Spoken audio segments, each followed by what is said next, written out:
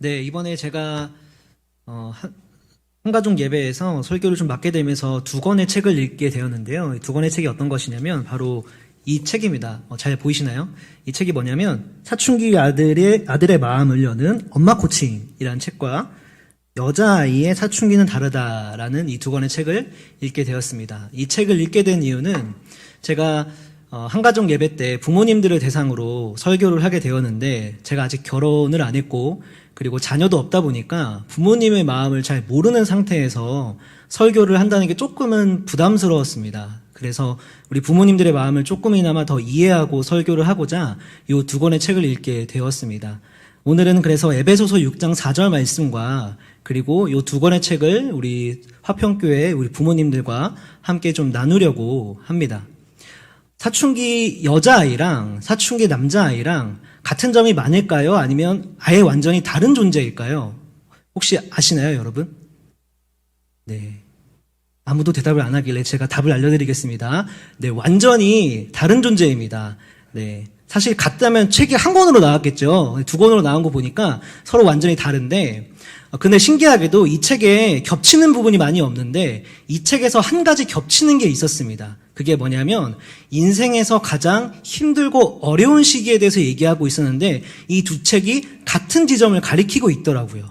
근데 그 지점이 어디냐면은, 사춘기 시절이 아니라, 사춘기 자녀를 양육하는 부모의 시기가 인생에서 가장 힘든 시기라고 이렇게 얘기를 하더라고요. 네. 그래서 지금 혹시 사춘기 자녀를 둔 부모님들 계신다면, 네, 응원의 말씀 꼭 드리고 싶습니다. 네. 그리고 앞으로 아직 사춘기가 안 왔지만 이제 곧 오게 될 아이들이 있잖아요. 네. 그 친구들을 맡고 계신 우리 부모님들도, 네, 응원하겠습니다. 네. 근데 이 시기가 왜 힘들고 어려운 시기냐면, 우리 부모님들은 아이들한테 사랑을 더해주고 사랑을 보내주는데, 우리 아이들은 주로 오는 반응이 짜증일 때가 많죠. 그래서 학교를 다녀왔길래 학교 잘 다녀왔니? 라고 물어보기만 했을 뿐인데 돌아오는 대답이 몰라 하면서 짜증을 내면서 문을 쾅 닫고 들어가거나, 예전에는 엄마 아빠 품에 그렇게 잘 안기던 아이들이 이제는 좀 안아보려고 하면은 오히려 짜증을 내면서 징그럽게 왜 이래? 라고 하면서 도망을 가기도 하고, 그리고 예전에는 심부름도 잘 해줬는데 이제는 용돈을 주지 않으면 이제 심부름 왜 시키냐고 하면서 짜증을 내고, 이런 상황들이 오다 보니 부모님들이 사실 사춘기 자녀를 키울 때 상처를 많이 받는다라는 거를 좀 보게 되더라고요. 사춘기의 특징은 짜증을 많이 낸다라고 좀 정의를 할 수 있을 것 같습니다. 근데 이 아이들이 특별히 1년 중에, 사춘기 아이들이 1년 중에 유독 더 많이 짜증을 내는 시기가 있는데, 그 시기가 언제냐면 바로 3월과 4월 요쯤입니다. 왜냐하면은 우리 아이들이 가장 많이 신경 쓰는 게 있는데, 그 두 가지로, 첫 번째는 공부에 대한 부분이고, 그리고 두 번째는 친구 관계에 대한 부분입니다. 그래서 새롭게 3월이 되면은 새 학기가 시작되면서 학년이 올라가게 되죠. 그러다 보니까 작년보다 내가 더 공부를 열심히 해야 된다라는, 내가 더 좋은 성적을 얻어야 된다라는 마음의 부담감이 생기게 되는 거예요. 공부를 뭐 잘하든 못하든 그런 것과 상관없이. 그래서 이런 부분에 대해서 되게 부담감이 마음속에 많이 쌓이게 되고, 또 3월이 되면은 이제 1년 동안 내가 새로운 반에 올라가게 되면서 1년 동안 새롭게 사귈 친구를 또 다시 만들어야 하는 시기이죠. 또 친구 무리도 다시 찾아가야 하는 시기이기도 하고요. 그래서 친구 관계를, 다시 친구를 사귀느라 에너지를 많이 쏟게 되는 겁니다. 학교에 갔을 때요. 그래서 학교에 가는 것만으로도 사실 이 3, 4월 달에는 우리 사춘기 아이들이 에너지를 되게 많이 쏟아붓고 있는 거예요.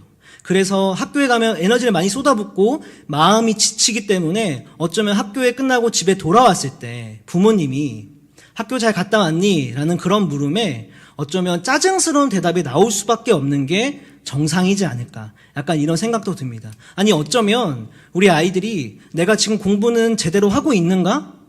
내가 지금 친구는 제대로 사귀고 있나?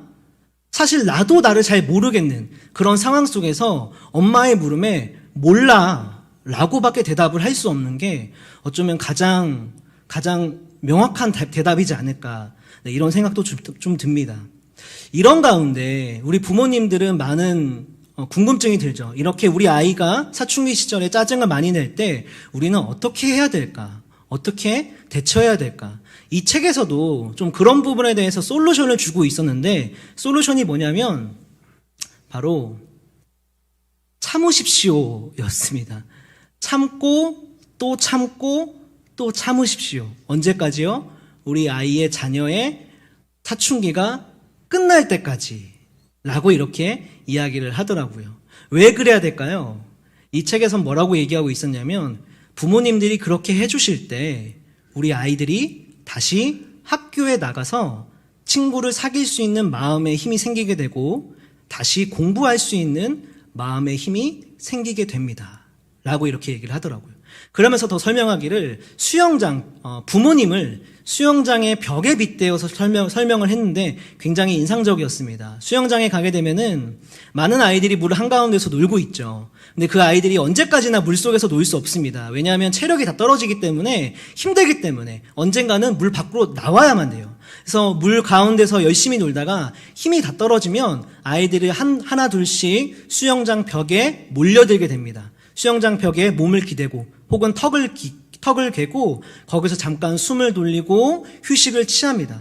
그렇게 휴식을 취하다 에너지가 다 다시 회복되게 되면은 다시 수영장 벽을 발로 박차고 물 한가운데로 나가게 되는 거죠. 우리 수영장에서 노는 아이들 중에 그 어느 누구도 내가 놀다가 힘이 다 떨어지면 어떡하지? 내가 놀다가 내가 다 지쳐버리면 어떡하지? 라고 걱정하면서 노는 아이들은 단 한 명도 없습니다. 왜 그럴까요? 내 뒤에 언제나 내가 힘들기만 하면, 내가 지치기만 하면 내가 쉴 수 있는 수영장 벽이 내 뒤에 항상 있기 때문에 그렇습니다.